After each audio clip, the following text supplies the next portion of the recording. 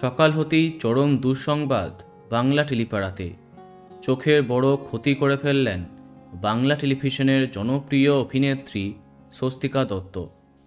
June মাসেই তার পরবর্তী ছবি ভানুপ্রিয়া ভূতের হোটেলের যাবতীয় কাজ আরম্ভ করেছিলেন তিনি। এই বর্ষায় উত্তরবঙ্গে চলছিল ছবির শ্যুট। তারই মাঝে হসপিটাল থেকে খারাপ খবর, স্বস্তিকার চোখের কর্নিয়ায় বড়সড় ক্ষতি হয়েছে। ব্যথায় এক প্রকার ছটফট করছেন তিনি। কিন্তু কী করে এমনটা হলো? সামাজিক মাধ্যমে স্বস্তিকা জানিয়েছেন, আমি শুনেছি যা হয় তা নাকি ভালোর জন্য হয়। কিন্তু গতকাল আমি আমার নতুন ছবি ভানুপ্রিয়া ভূতের হোটেলের জন্য শ্যুট করছিলাম। আচমকা চোখে মারাত্মক ব্যথা আরম্ভ হয়। সঙ্গে সঙ্গে সংস্থার তরফে আমাকে হসপিটালে নিয়ে যাওয়া হয়। কর্নিয়ার ড্যামেজের সঙ্গে লড়াই করছি আমি।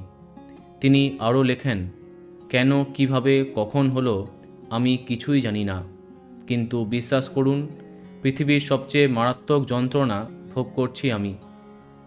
বলা বাহুল্য, স্বস্তিকার এমন খবরে দুশ্চিন্তায় ভেঙে পড়েছে অসংখ্য দর্শক।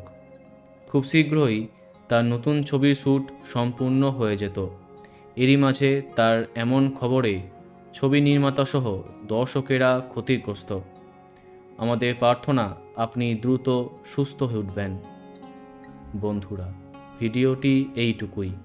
বাংলা বিনোদনের অন্যান্য আরও খবর পেতে সাবস্ক্রাইব কারেন্ট বস। ধন্যবাদ।